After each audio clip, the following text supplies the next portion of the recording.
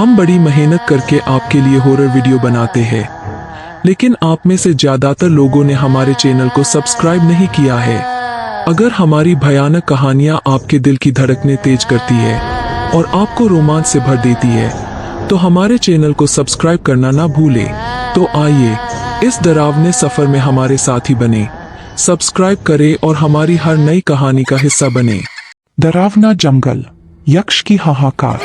क्या आप कभी किसी जंगल में खो गए हैं, जहां सूरज की किरणें भी डर के मारे छुप जाती है, जहां हवा में एक अजीब सन्नाटा हो और पैरों के बीच से आती आवाजें जैसे किसी अनजाने खतरे की चेतावनी देती हो। उस अंधेरे में जहां हर कदम आपको एक गहरे अनजाने रहस्य की ओर ले जाता है, क्या आप उस जंगल का सामना करने की हिम्मत रखते हैं? हिमालय की ऊंचाइयों में एक घना और डरावना जंगल फैला हुआ था, जिसका नाम था कालवन। इस जंगल के बारे में कई कहानियां प्रचलित थी, लेकिन कोई भी उन्हें सच मानने को तैयार नहीं था। 5 दोस्तों का एक समूह, रवि, सीमा, अजय, पायल और दीपक, इस जंगल में ट्रेकिंग के लिए निकला। उन्होंने सुना था कि यह रास्ता चुनौतीपूर्ण है, लेकिन प्रकृति के बीच समय बिताने का विचार ही उन्हें यहाँ खींच लाया था। जंगल में प्रवेश करते ही उन्होंने महसूस किया कि यहाँ का माहौल कुछ अलग है। पैरों के बीच से आती ठंडी हवा और चारों ओर पसरा सन्नाटा उन्हें बेचैन कर रहा था। सीमा ने अचानक कहा, "ये जगह बहुत अजीब लग रही है, मुझे अच्छा नहीं लग रहा।" बाकी सबने उसकी बात को हंसी में उड़ा दिया, लेकिन उनके चेहरे पर चिंता साफ झलक रही थी। जैसे जैसे वे अंदर बढ़ते गए, जंगल और घना होता गया। पेड़ों की शाखाएं इस तरह से गूंथी हुई थी कि दिन के उजाले में भी अंधेरा छाया हुआ था। अचानक उन्होंने किसी के पैरों की आहट सुनी। सब रुक गए और चारों ओर देखने लगे। "कौन है वहां?" दीपक ने आवाज लगाई, लेकिन जवाब में सिर्फ गूंजती हुई खामोशी मिली। अचानक एक पुराने जर्जर मंदिर का अवशेष उनके सामने आ गया। "यह तो यहाँ नहीं होना चाहिए था," अजय ने कहा। मंदिर के चारों ओर नकारात्मक ऊर्जा का एक घेरा महसूस हो रहा था। उसकी दीवारों पर उकेरी हुई आकृतियां विचित्र और डरावनी थी। पायल ने डरते हुए कहा, "हमें यहाँ से वापस चलना चाहिए," लेकिन रवि जिज्ञासा से आगे बढ़ता गया। जैसे ही उन्होंने मंदिर के पास कदम रखा, अचानक एक अजीब सी आवाज उनके कानों में गूंज उठी। "कौन हो तुम लोग?" यह आवाज मानो जंगल के हर कोने से आ रही थी। सब एक दूसरे को घबराहट से देखने लगे। रवि ने कहा, "यहाँ कुछ गलत हो रहा है, हमें वापस चलना चाहिए," लेकिन तब तक बहुत देर हो चुकी थी। जैसे ही वे वापस मुड़ने लगे, अचानक उन पर एक अजीब सा धुंध छा गया। चारों ओर कुछ भी साफ दिखाई नहीं दे रहा था। सब एक दूसरे से बिछड़ गए। अब वे एक अजीब सी जगह पर पहुंच गए थे, जहां पेड़ भी असामान्य रूप से ऊंचे और डरावने थे। अजय ने देखा कि एक पेड़ के नीचे कोई आकृति बैठी हुई है। उसने पास जाकर देखा तो उसकी आंखें फटी की फटी रह गई। वह आकृति किसी इंसान की नहीं, बल्कि एक यक्ष की थी। यक्ष की आंखों में एक अजीब सी चमक थी और उसकी मुस्कान में एक भयानक सच्चाई छुपी हुई थी।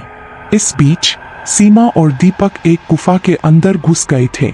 गुफा के अंदर की दीवारों पर कुछ चित्र बने हुए थे, जो किसी प्राचीन काली पूजा के प्रतीक लग रहे थे। अचानक दीपक की नजर एक शिला पर पड़ी, जिस पर लिखा था, "यहाँ से कोई नहीं बच सकता।" दोनों की सांसें थम गई। रवि और पायल, जो कि अब तक साथ थे, उन्हें एक विशाल नागिन दिखाई दी, जो एक पुराने पेड़ के चारों ओर लिपटी हुई थी। वह नागिन मानो किसी रहस्य की रखवाली कर रही थी। अचानक नागिन की आंखें पायल पर जम गई। पायल का चेहरा भय से सफेद पड़ गया। नागिन ने उनसे कहा, "यह जंगल हमारा है। यहाँ आने वाले किसी भी इंसान को हम वापस नहीं जाने देते।" यह सुनकर दोनों को समझ में आ गया कि वे किस मुसीबत में फंस गए हैं। उन्होंने भागने की कोशिश की, लेकिन उनका हर रास्ता बंद हो गया। इस बीच अजय ने यक्ष से सवाल किया, "तुम कौन हो?" यक्ष ने मुस्कुराते हुए कहा, "मैं इस जंगल का रक्षक हूँ। यह जंगल उन लोगों के लिए शापित है, जिन्होंने यहाँ के निवासियों पर अत्याचार किया था।" अजय ने पूछा, "क्या हम यहाँ से बच सकते हैं?" यक्ष ने ठंडे स्वर में जवाब दिया, बचने का एक ही रास्ता है, सच्चाई का सामना करो। सीमा और दीपक गुफा के अंदर और आगे बढ़ते गए। उन्हें एक जगह पर कुछ इंसानों के कंकाल पड़े मिले। उन कंकालों के आसपास मंदिर के पुजारियों के कपड़े बिखरे हुए थे। यह देखकर दीपक की हालत खराब हो गई। ये सब मारे गए हैं और अब हम भी। सीमा ने उसकी बात काटते हुए कहा, नहीं, हमें रास्ता निकालना होगा। रवि और पायल ने नागिन से कहा, हमने कुछ गलत नहीं किया, हमें जाने दो। नागिन ने अपनी चमकती आंखों से उन्हें देखा और कहा, सिर्फ वे ही जा सकते हैं जिनके दिल में कोई छलकपट नहीं हो। यह सुनते ही रवि और पायल ने एक दूसरे को देखा। पायल के आंखों में एक छिपा हुआ डर था। अजय ने यक्ष से कहा, हमने इस जंगल का कोई अपमान नहीं किया है, कृपया हमें जाने दो। यक्ष ने अपनी उंगली से जंगल की ओर इशारा किया। यह जंगल तुम्हें सच्चाई दिखा देगा। जैसे ही अजय ने पीछे मुड़कर देखा, उसने अपने दोस्तों को खून में लथपथ देखा। उसकी चीख निकल पड़ी। आखिरकार जब सबने जंगल से बाहर निकलने की कोशिश की तो उन्हें एहसास हुआ कि वे अब उस जगह पर लौट आए हैं जहां से उन्होंने शुरुआत की थी। लेकिन यह जगह अब बदल चुकी थी। पैरों पर खून के निशान थे और हवा में एक अजीब सी गंध थी। अचानक उनके सामने एक साया प्रकट हुआ जिसने उन्हें चेतावनी दी, तुम यहाँ से कभी नहीं जा सकते। और फिर सब कुछ धुंधला हो गया। यह कहानी यहाँ खत्म नहीं होती, बल्कि यहाँ से शुरू होती है। कालवन के रहस्य आज भी अनसुलझे हैं।